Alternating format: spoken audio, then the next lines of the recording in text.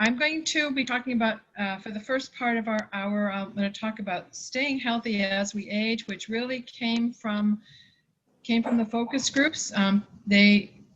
In our focus groups, people really said, that's one of the things we want to know about is how to stay healthy as we age. It's not really anything specific to LGBT people, but it's specific for all older adults.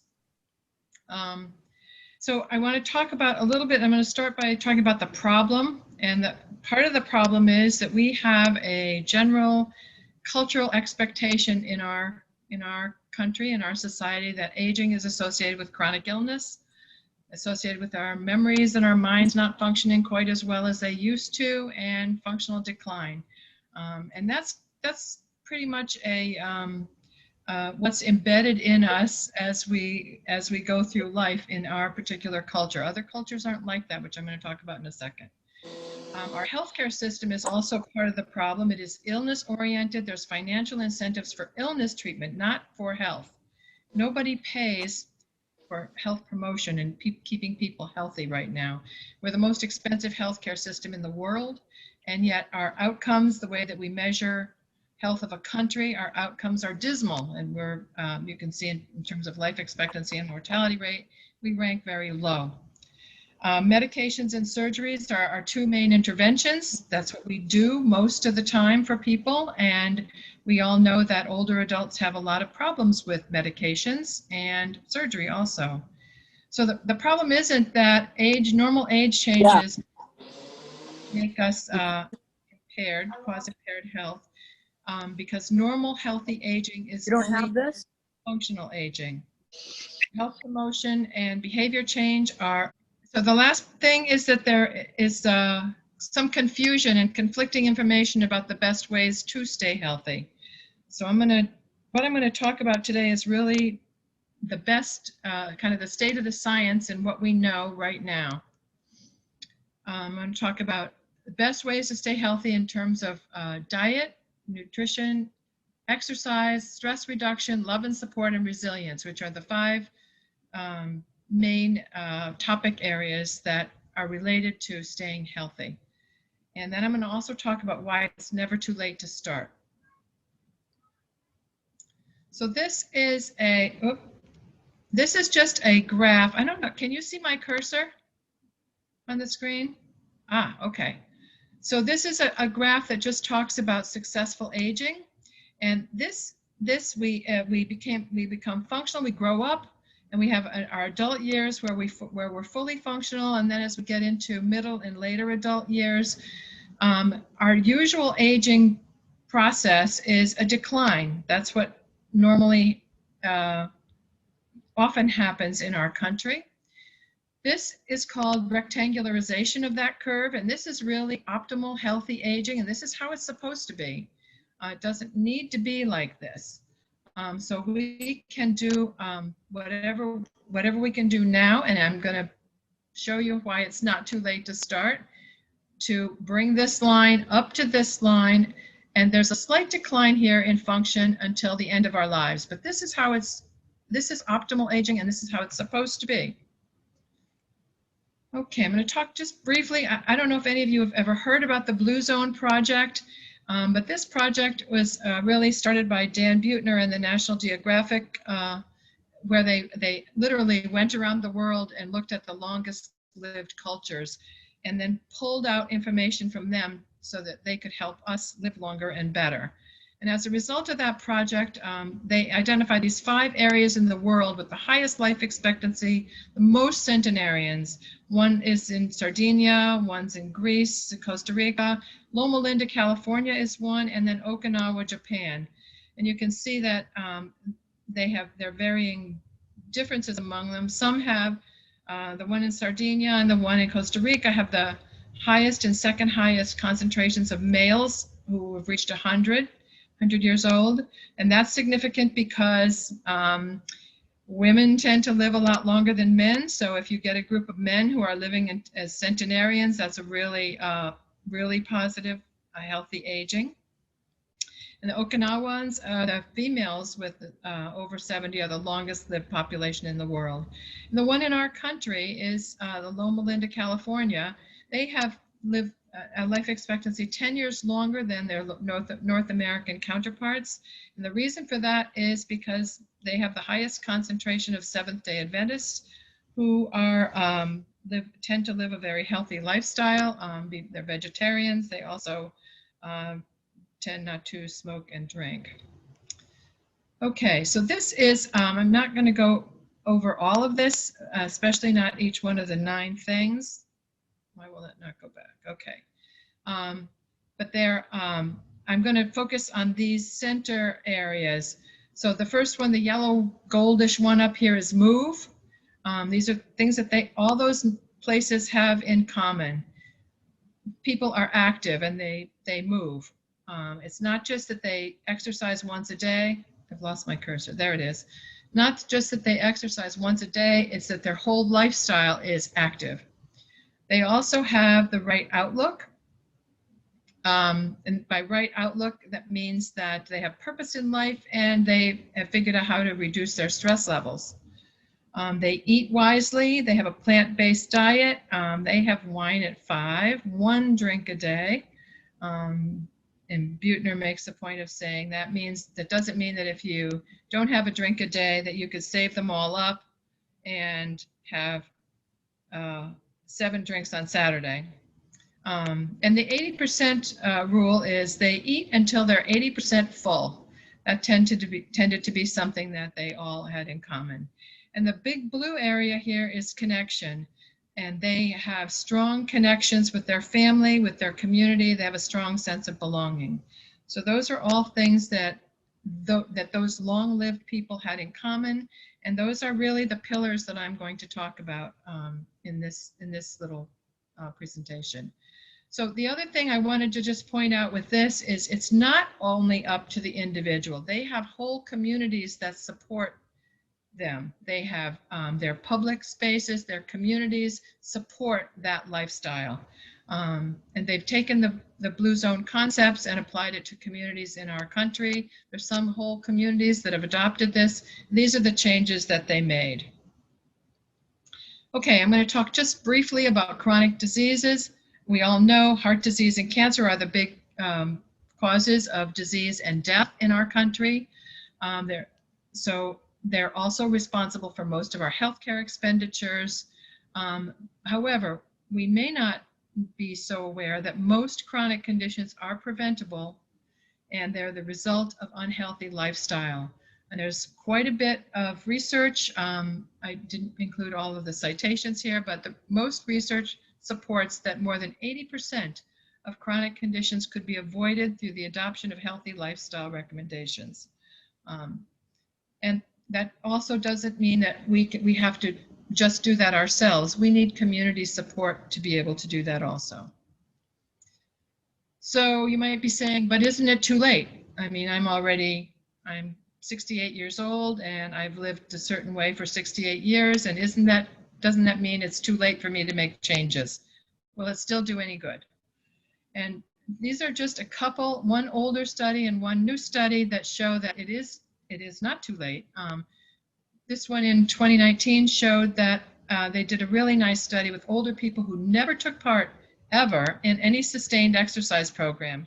And they showed that they had the same ability to build muscle mass as highly trained master athletes of the similar age. So even these master athletes that had been exercising and been training all of their lives, they compared them to people who just started exercising and showed that they had the same ability to build muscle mass.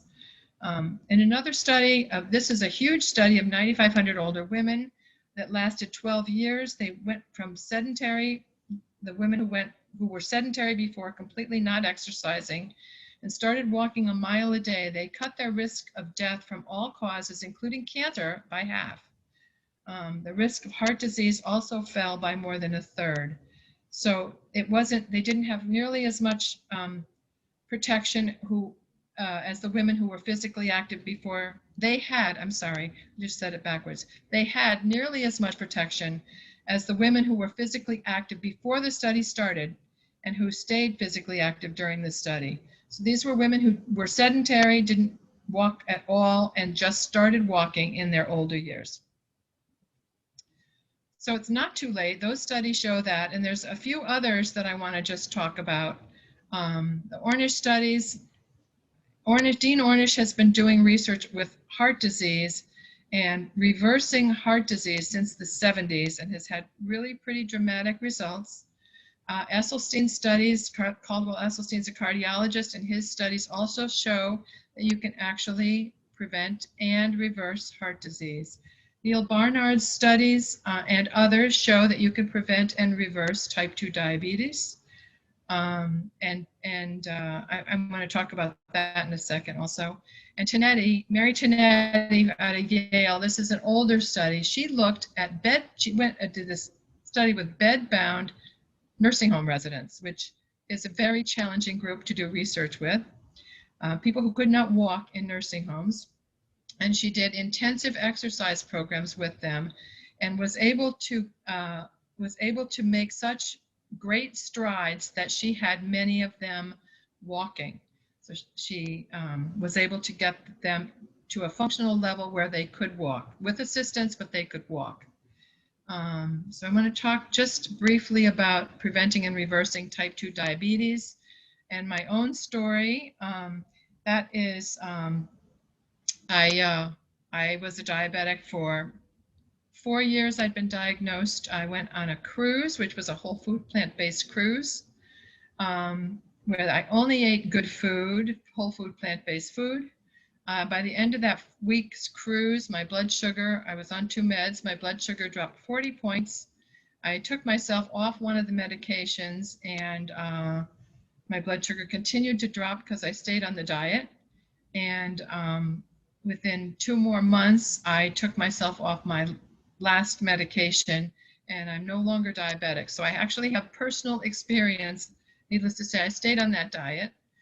If I didn't stay on that diet, I think I would become diabetic again. But I do have personal experience that does back up that research. Okay, so I'm going to talk about these pillars: the nutrition, exercise, stress reduction, love and support, and emotional resilience. I put avoid smoking and substance abuse on here because that's kind of a given. I'm not going to talk about it. We all know about that. So the Ornish program for reversing heart disease is the first integrative lifestyle program that is actually covered by Medicare and insurance. It's an intensive cardiac rehabilitation, and it has enough documentation and support as the best way to reverse heart disease that insurance companies actually pay for it. And it has these 4 pillars, which I'm going to talk about each one. So what's the best evidence-based diet? It's a whole food plant-based diet. And what does that mean? Whole foods that are not heavily processed, or unrefined, or minimally refined ingredients. And plant-based means it comes from plants, without meat, fish, dairy, or eggs. It's nutrient dense, which means it has a high nutrient to calorie ratio. Avoids processed foods with sugar, salt, or oil. And the biggest thing I want to emphasize here is it's anti-inflammatory. So we hear a lot about inflammation and how inflammation is really key in speeding up the aging process, and it also affects our immune systems. So we want to avoid inflammation. This diet is anti-inflammatory. This you can look at later. It'll be a part of the recording that comes out.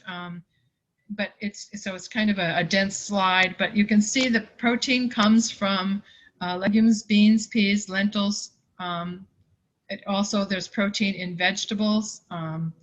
You avoid high-fat whole foods if you want to reverse heart disease, but lots of leafy green vegetables and whole grains.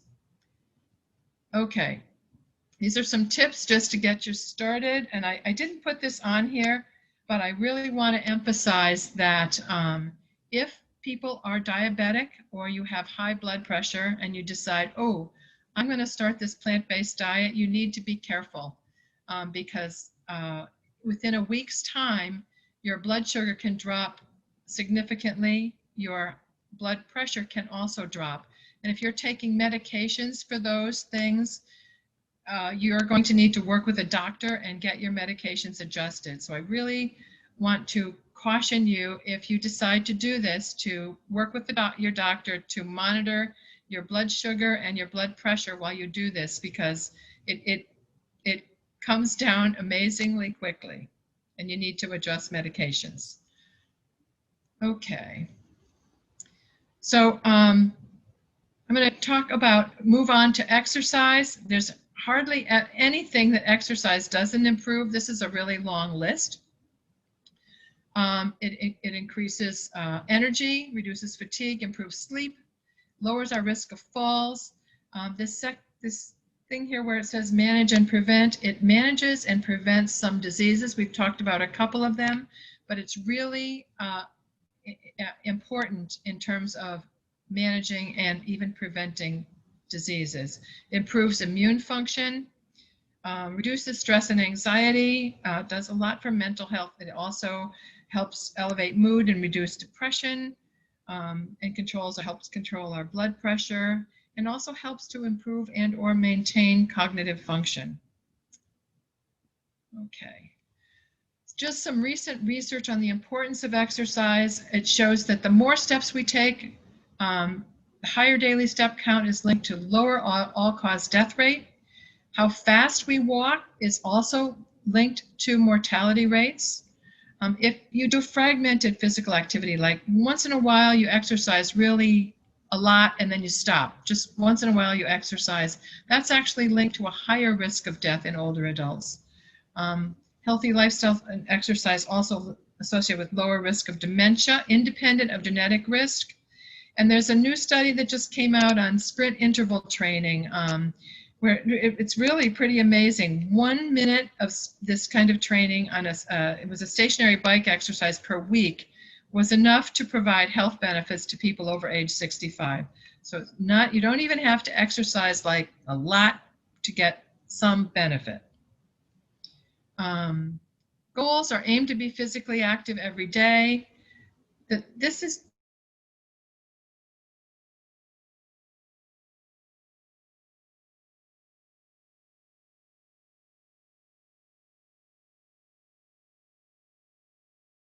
doing activities that improve strength, doing lots of diseases.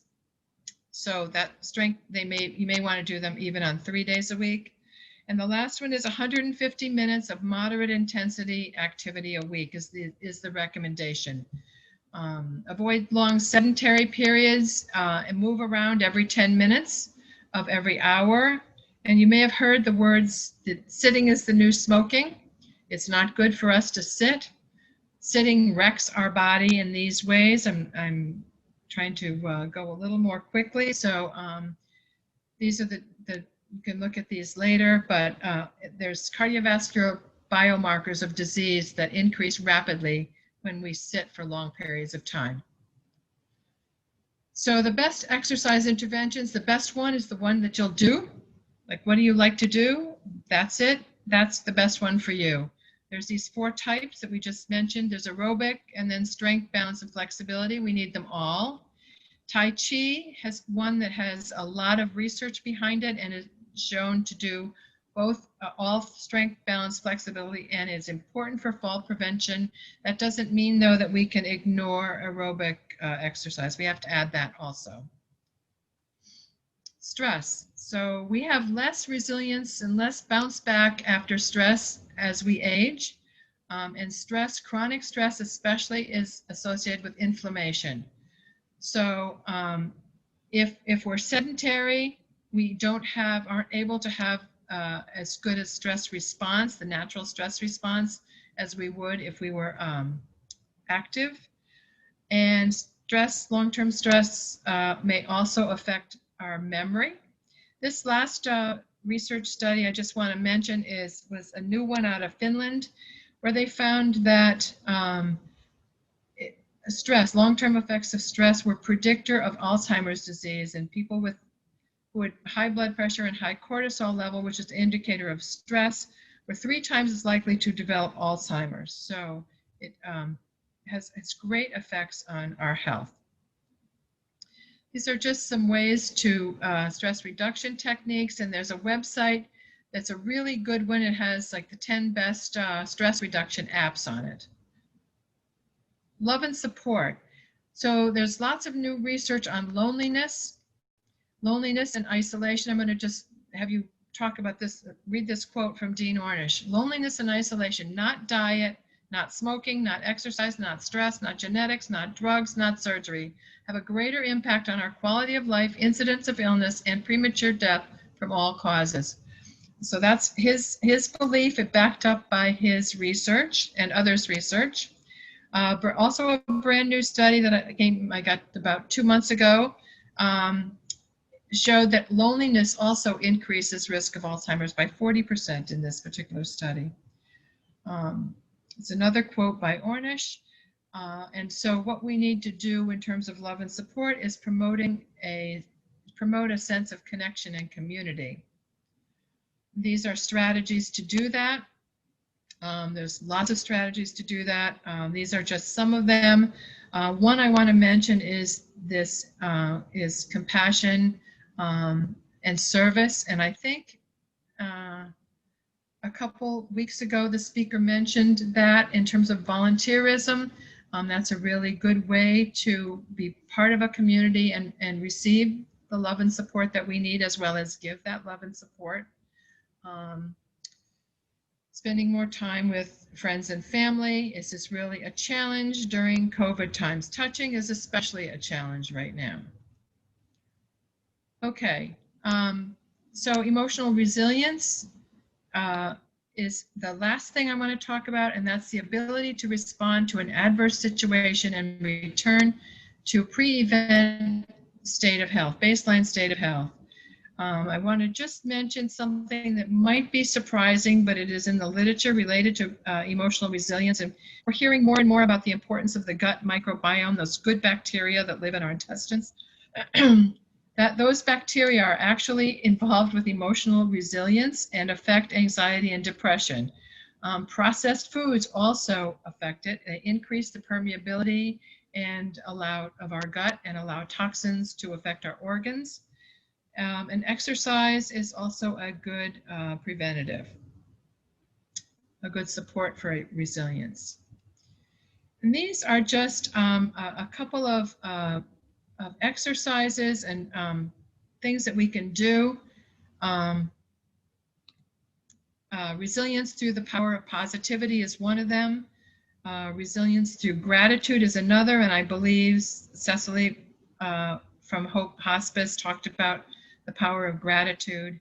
And then there's just a link for a website for resilience here. And this is another exercise. Okay.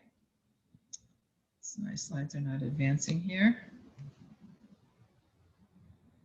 I'm stuck. Okay. Oh, here it is. One other exercise you might try when you're on your own, because you'll have these slides, is just some emotional resilience through self-awareness. I want to mention staying healthy and avoiding COVID. I would be remiss if we didn't talk a little bit about this. And there's a variety of things we can do to strengthen our immune system. We just talked about some. Get a flu vaccine. Get active, lower stress level, quit smoking if you're smoking, spend time outdoors, and the thing you've been hearing forever and ever here since March, wear a mask, social distance, and wash your hands.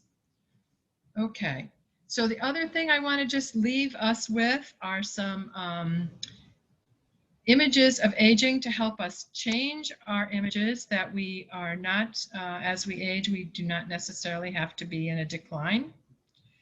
This woman in the lower right here is 81, even though she might not look like she's older, she is.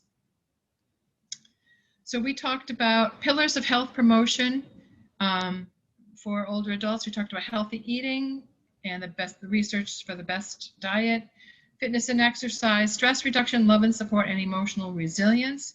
And I want to say that you don't have to do you don't have to completely adopt a plant-based diet or exercise 150 minutes a week to get benefit. Small changes can give us great benefit. As you saw with that 1 minute, the study that showed that even 1 minute helped. So anything that we can do to improve or increase these 5 areas will help us stay healthy. And it's never too late to start. Okay, the last, I have like a few slides left on here. I'm not going to go through them all because I want to introduce Melissa, but they will be, these are resources for Blue Zone, resources for exercise, healthy eating, and stress reduction. I want to go back, emotional resilience is there too, but I want to go back and just point out this first one on the top of this slide is Age Friendly Rhode Island.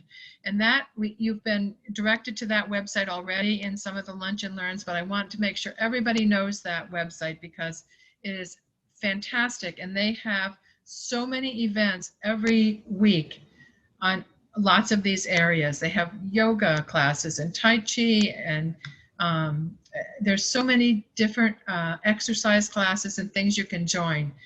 So I want to make sure everybody has that website.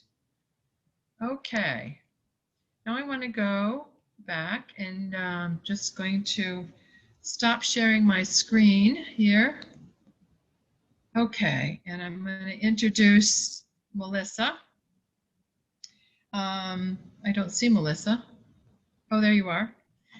Melissa Rosenberg is the outreach coordinator from Ocean State Center for Independent Living, and she's going to talk to us a little bit about how to stay independent. And then after Melissa is done, we'll come back as a whole group and do questions and answers. So Melissa. Good afternoon, everybody. I'm Melissa. We've established that. Sorry, I just thought I'd say it again.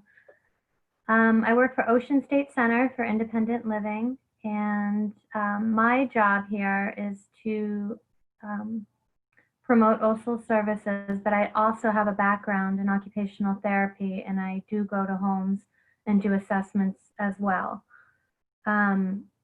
So first, I just want to read our mission statement to you to give you an idea of what it is that OSCIL does.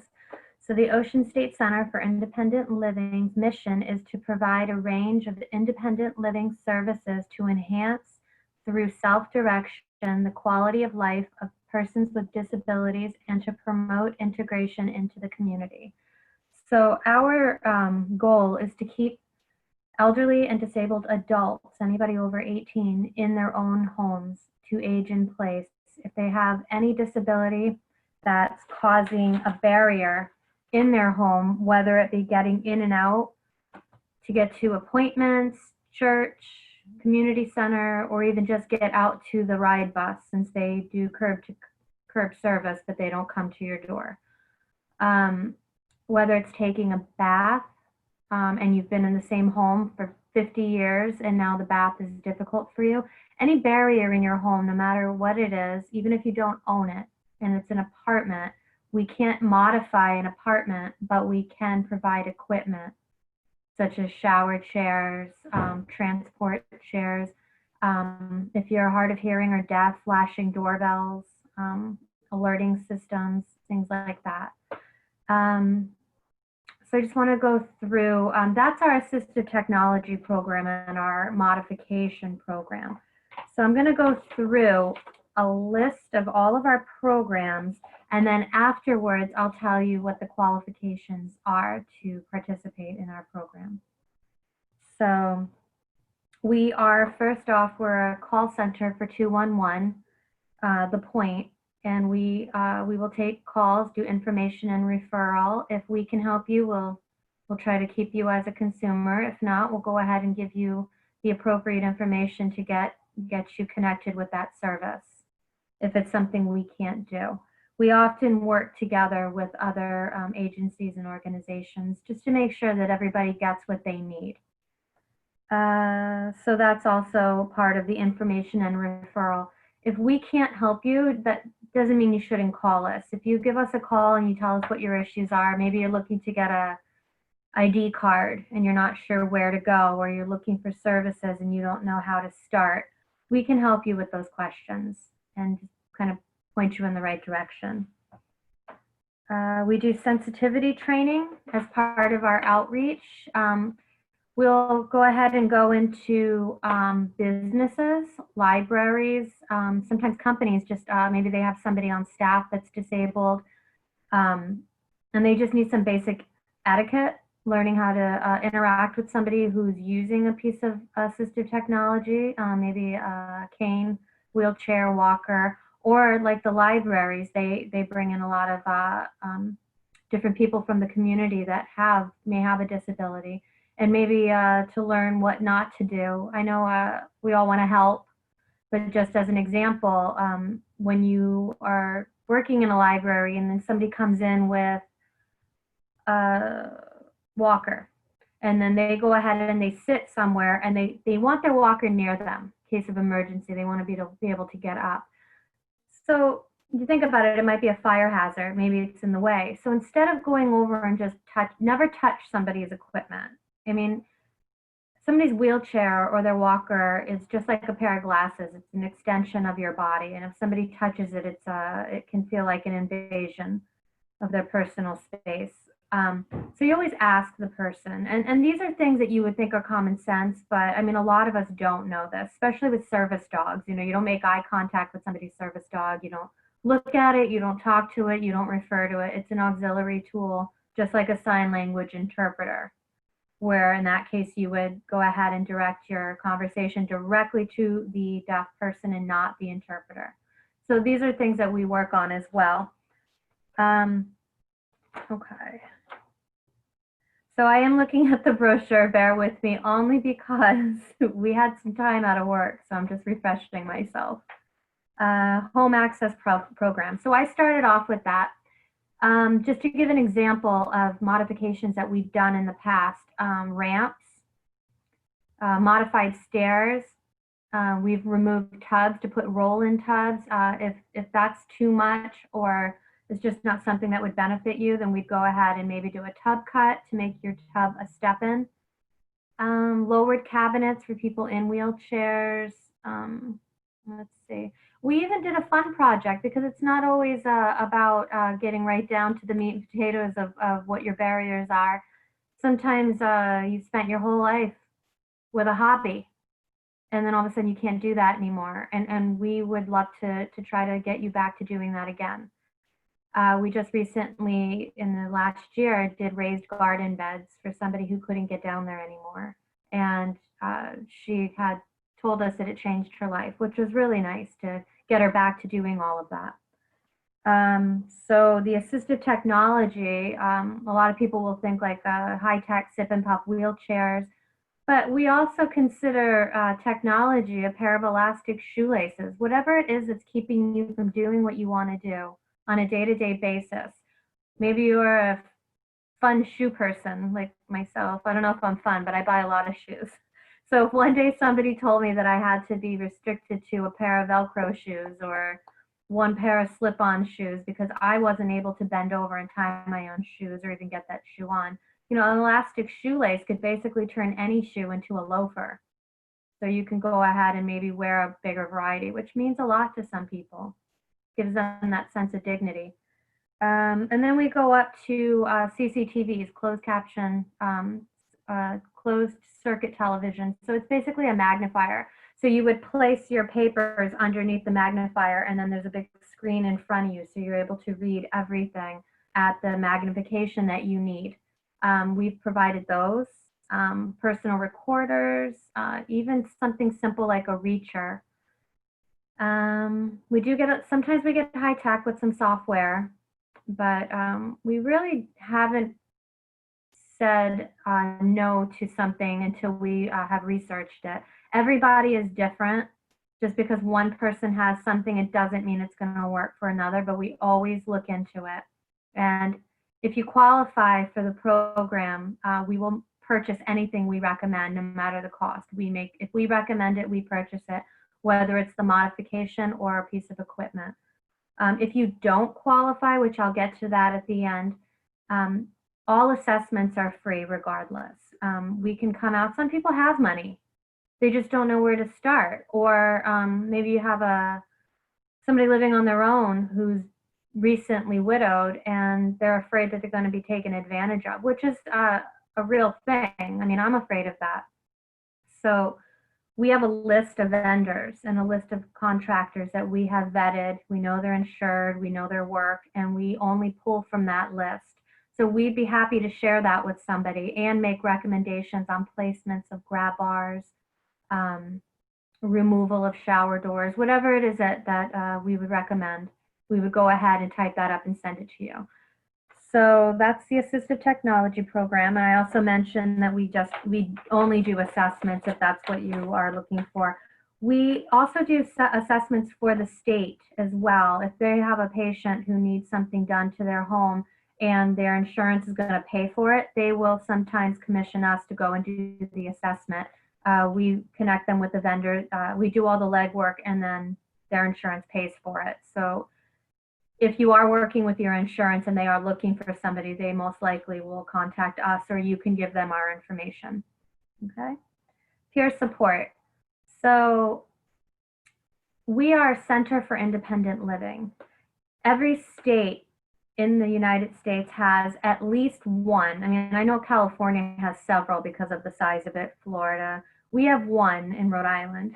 Now, Center for Independent Living is an agency that is, we have 5 core services, and that would be peer support, assistive technology, modifications, deaf and hard of hearing services, and information and referral. Every state has those 5 core services, but each state also has access to different grants and other money and private donations. So they do other things as well. So Centers for Independent Living have 52% of our staff is disabled, and it's required. We have our secretary is visually impaired. Our executive director is deaf. So we're able to provide peer support on a personal level. If somebody is recently hard of hearing or deaf and they feel like they can't do anything, they've lost touch with their social life, they're staying home more. I mean, that can really affect your morale. It can cause depression, anxiety. Once you withdraw, and then that goes with the whole stress thing that we learned about on the first half of this. So to be able to still connect with people is important. So we'd like to try to get you back to doing that. So we do peer support. If anybody has any questions, they can ask me after about that, or you can give us a call. And I will put our phone number and information in the chat if anybody wants to look at it. Every month we do a lunch and learn. It's exactly what we're doing today. So we do one as well. If you have any ideas of something you'd like to learn about or you want to get involved, just check out our website. It's OSCIL.org. Or you can go to our Facebook page, Ocean State Center for Independent Living. I can post those on the chat as well. We have updated it. We update it every month to talk about the new Zoom. It's obviously in Zoom. We used to do it in person and we'd serve lunch, but we call it a lunch and learn. So that's still going on. We do have, I'm going to mention this program, but to be honest, I'm not quite sure if the YMCA is still accepting clients to come in and work out, but we will pay for a 1-year membership for somebody to use the gym, have a personal trainer. You just have to qualify for our program. You have to express the want to work out. We would love for everybody to have a membership, and we'd like to say, oh, if you have it, you're going to use it, but I've been paying for the gym for 1.5 years, and I have gone twice. So we'd like to see you at least go twice a week. Things come up, you're not feeling well, something happens, you can go ahead and just let us know that you're not able to go, and that's fine. If things work out, we can talk about extending that. And we have really positive reviews on the YMCA program. Okay, you have access to the pool, the aerobics classes, all of it. And you can bring somebody as well if they're your ride. You can bring somebody with you. Okay. We do have, I know I said 18 and over, we have one program that pertains to teenagers and young adults. And these are people that are aging out of the school system. So children with disabilities or an IEP, Independent Education Plan, they age out of the school system at age 23. You know, a lot of times, like the parents themselves are aging, and now they have these children that are getting older, and you're worried about what's going to happen with these kids. Who's going to take care of them? How are they going to take care of themselves? We have a program called the Youth Transition Program, and that basically we work with kids on making resumes, learning what they want to do, maybe get some basic skills training. Maybe they just want to learn how to ride the bus, count change back, do a light grocery shop, and feed themselves. So these are things that we can work on them with. Advocacy services. Our mission is to work with people who are self-driven. If you show interest in helping yourself, we want to help you help yourself. We want to make people advocates for themselves and their communities. And it's very basic information, but it's very intimidating to even hear the word advocacy or to be an advocate. You live in a building and you would like an automatic door opener because it's a fire hazard that you can't get your door open because either you're not strong enough or you're in a wheelchair or using a walker. If you go through the right channels, most likely that building's going to do it for you. Something as simple as getting a doctor's prescription or a letter and submitting it to management and putting in a work order. Sounds like it's super easy. It actually is. But we are more than happy to assist you in that step, even sending an email ourselves or going in and speaking with them. I'm not going to mention that. Housing.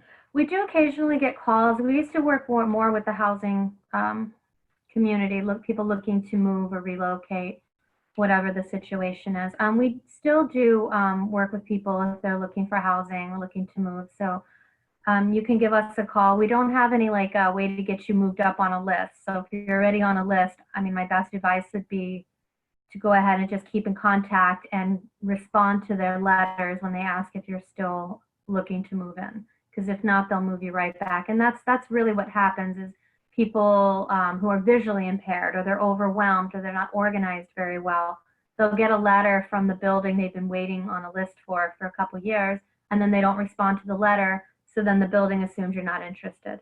So that's something we can help you with to make sure that you stay on that list. Okay, and then we have a deaf service coordinator, and that's run by Margaret Malloy. And Margie's first language is ASL.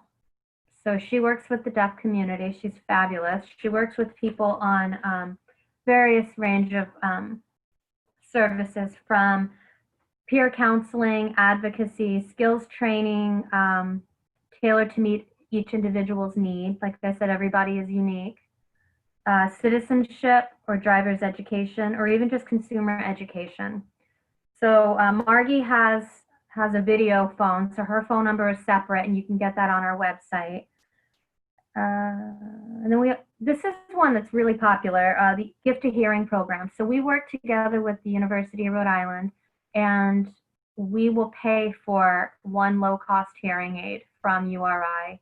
You have to contact us, have a most recent hearing test available, and your financials available. Then we'll go ahead and if you qualify, we'll send you over at your convenience, make an appointment with URI in South County, or they do have an office in Pawtucket, but I'm not sure if during COVID that their Pawtucket office is open, but I can find that out for you. But I know hearing aids are expensive. Some people paid the thousands of dollars for the hearing aids and they don't wear them because they feel they don't work, or they broke, or they just can't find them. We can go ahead and buy you a new hearing aid. And like I said, it's on us. We pay for it. And that's it. That's it for our services. So I'm going to go ahead and just talk about the income guidelines really quick. So we want people to be under, I think it's, let me think, $1,400 a month, I believe, $1,400 a month income, and under $25,000 in liquid assets or savings. Some people don't even contact us because they hear that and they say, well, I have a rental property, or I have a pension, or there's a lot of ways that we can spend down or even look into that. So if you have liquid assets and you're not sure, or you just don't know because there's two incomes in the house, that amount goes up per person in the house. So the number, I believe, goes up to 15 something if they are if they have a spouse or a dependent.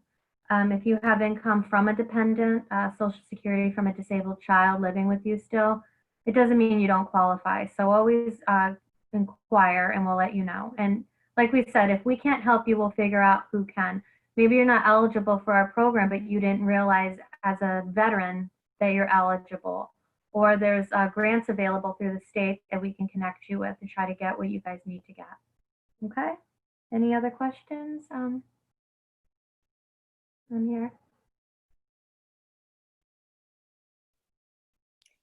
Very good, Melissa. Thank you very much.